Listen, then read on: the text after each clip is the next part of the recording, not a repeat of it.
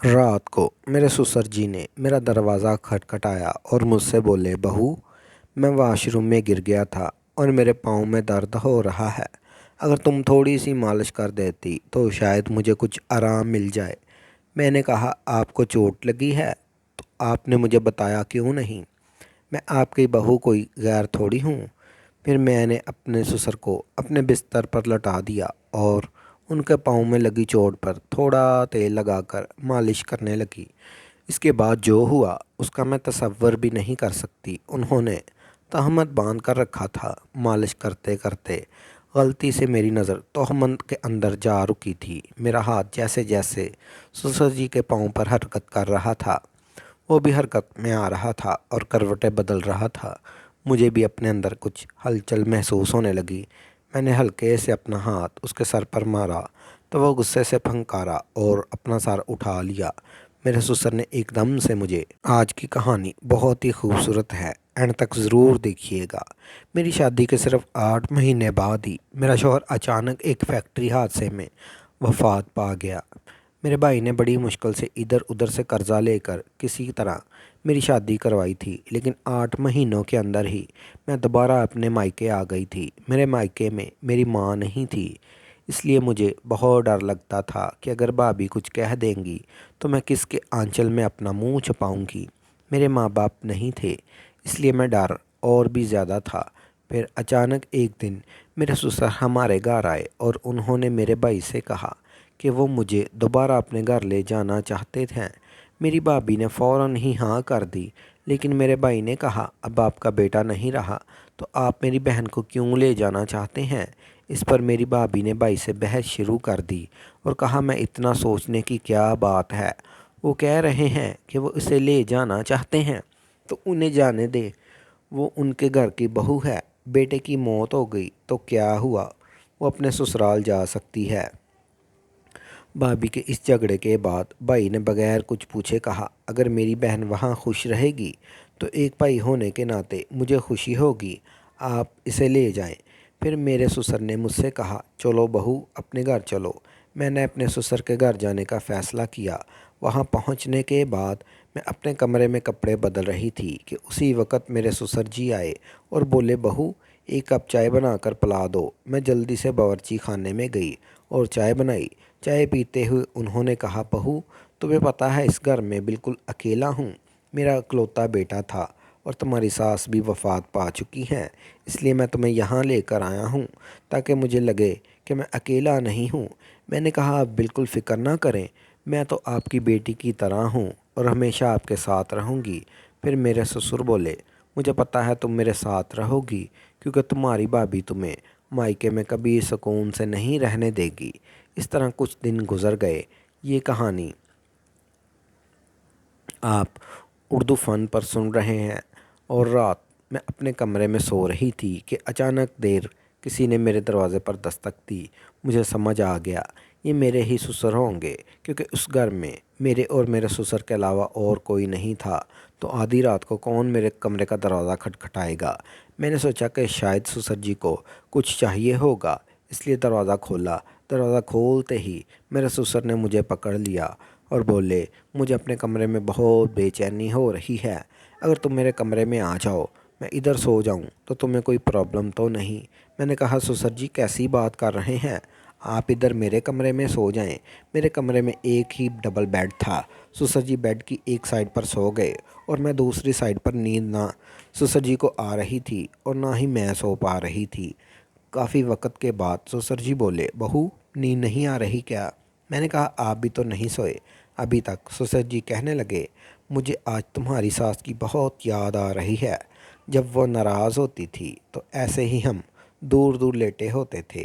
کیا تم بھی کبھی میرے بیٹے سے ناراض ہوتی تھی؟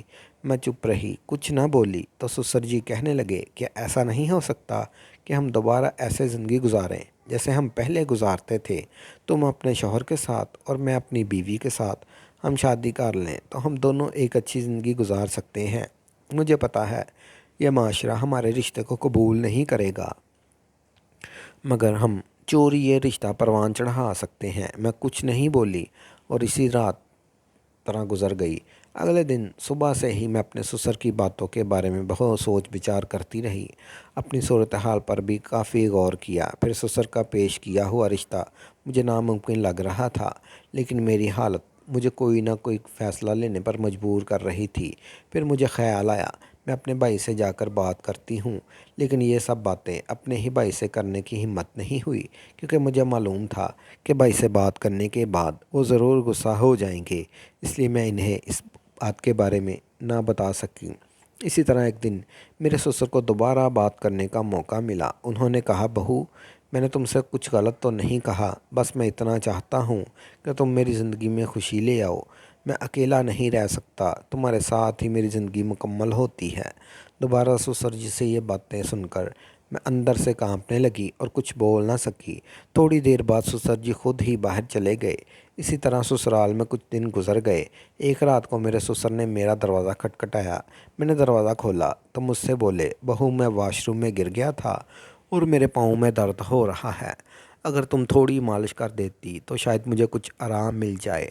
میں نے کہا، آپ کو چوٹ لگی ہے تو آپ مجھے بتایا کیوں نہیں؟ میں آپ کی بہو ہوں، کوئی غیر تھوڑی ہوں۔ پھر انہوں نے اپنے سسر کو اپنے بستر پر لٹا دیا اور ان کے پاؤں میں لگی چوٹ پر تھوڑا تیل لگا کر مالش کرنے لگی۔ اس کے بعد جو ہوا اس کا میں تصور بھی نہیں کر سکتی۔ انہوں نے تہمت باندھ رکھا تھا۔ مالش کرتے کرتے غلطی سے میری نظر تہمت کے اندر جا کر رک گئی۔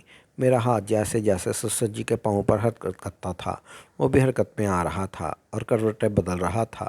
مجھے بھی اپنے اندر کچھ ہلچل محسوس ہونے لگی، لیکن میں نے کنٹرول کیا اور سسر جی سے اجازت دے کر سونے کے لیے اٹھ گئی۔ آج کے اس واقعے نے میرے سسر نے جو جذبات ظاہر کیے تھے، انہوں نے میری زندگی کی ایک نئی سمت دے دی۔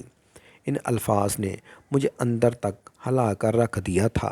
جب بھی میں سونے جاتی تو ان کی باتیں مجھے سوچنے پر مجبور کر دیتی۔ وہ کہتے تھے کہ میرے ساتھ رہنے سے انہیں اپنے اکیلے پن کا احساس نہیں ہوتا۔ وہ چاہتے تھے کہ ہم دونوں ایک نئی زندگی کا آغاز کریں۔ اس رات کے بعد میں خود پر بہت الجھن میں اور میرے دل میں کئی سوال اٹھ رہے تھے۔ کیا یہ صحیح ہے؟ کیا معاشرے کے اصولوں کے خلاف نہیں جائے گا؟ لیکن کہیں نہ کہیں میرے دل میں یہ بات بھی تھی کہ شاید میرے سسر واقعی اکیلے پن کا شکار ہیں۔ میں نے بہت سوچنے کے بعد ان سے بات کرنے کا فیصلہ کیا۔ ایک رات جب سسر جی سو چکے تو میں ان کے کمرے کا دروازہ کھٹکھٹانے گئی۔ انہوں نے دروازہ کھولا اور مجھے دیکھ کر حیران ہو گئے۔ میں اندر گئی اور کہا، سسر جی، میں نے آپ سے ایک ضروری بات کرنی ہے۔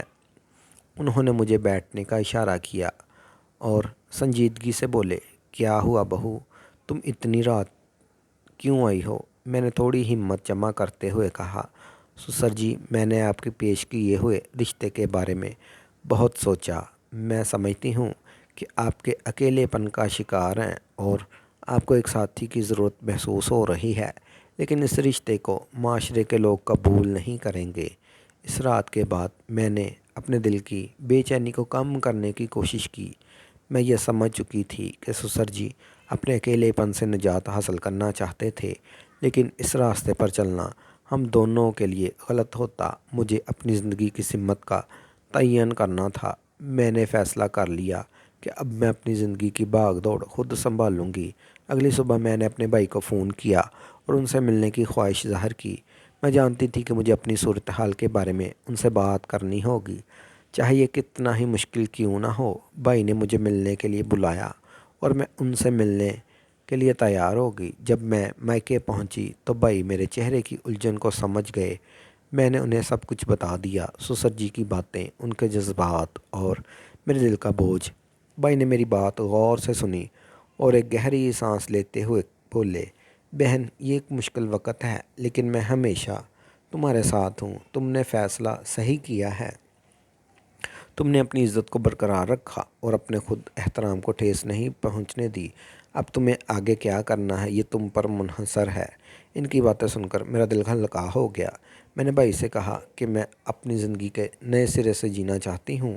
مجھے اپنے پاؤں پر کھڑا ہونا ہے اور اپنے لیے ایک راستہ بنانا ہے۔ میں اپنی پڑھائی پر توجہ دوں گی اور ایک نئی شروعات کروں گی۔ بھائی نے میری بات کی حمایت کی اور کہا، تمہاری یہ زندگی اور تم جو فیصلہ کرو گی، میں تمہارے ساتھ ہوں۔ میں نے بھائی سے یہ کہہ کر رخصت لی کہ میں جلد ہی کسی نئے شہر میں جا کر اپنی تعلیم اور کریئر پر توجہ دوں گی۔ اب میری ترجیح یہ تھی کہ میں اپنی ایک ایسی زندگی بناؤں جس میں میں خود کو باعزت محسوس کر سکوں۔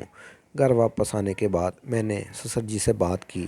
میں نے ان سے کہا میں اب اس گھر کو چھوڑ کر جانا چاہتی ہوں۔ مجھے اپنی زندگی کو دوبارہ سنوارنے کی ضرورت ہے۔ میں جانتی ہوں کہ آپ اکیلے ہیں، لیکن اب آپ کو بھی اپنی زندگی میں تبدیلی لانی ہوگی۔ ہم دونوں کو آگے بڑھنا ہوگا۔ سسر جی نے مجھے گہری نظروں سے دیکھا اور آہستہ سے کہا، تم صحیح کہہ رہی ہو بہو، میں نے اپنے اکیلے پن میں صحیح اور غلط کا فرق کھو دیا تھا۔ مجھے تمہارے سہارے کی ضرورت تھی، لیکن اب میں سمجھتا ہوں کہ ہمیں اپنی اپنی راہوں پر چلنا ہوگا۔ میں تمہارے فیصلے کا احترام کرتا ہوں۔ اس دن میں نے اپنے باقی سامان کو سمیٹا اور سسرال کو ہمیشہ کے لیے الوداع کہہ دیا۔ میں نے خود سے وعدہ کیا کہ اب میں اپنی زندگی کو اپنے خوابوں کے مطابق سنواروں گی۔ کچھ مہینوں کے اندر میں نے ایک نئے شہر میں داخلہ لیا، جہاں میں نے اپنی تعلیم مکمل کی اور ایک باعزت ملازمت حاصل کی۔ ملازمت کے دوران مجھے ایک اچھا انسان ملا جس سے میں نے شادی کر لی۔ مجھے اس بات پر فخر تھا کہ میں نے ہر مشکل صورتحال کا سامنا کیا اور اپنے خود احترام کو برقرار رکھا۔ اس نئے سفر میں میں نے خود کو پہلے سے کہیں زیادہ مضبوط اور خود مختار پایا۔ مجھے احساس ہوا کہ زندگی میں مشکلات آتی ہیں، لیکن اگر ہم اپنی راہ پر ڈٹے رہیں اور صحیح فیصلہ کریں تو ہمیں ایک نئی زندگی مل سکتی ہے، ایک ایسی زندگی جو ہمارے خود احترام اور وقار سے بھری ہو۔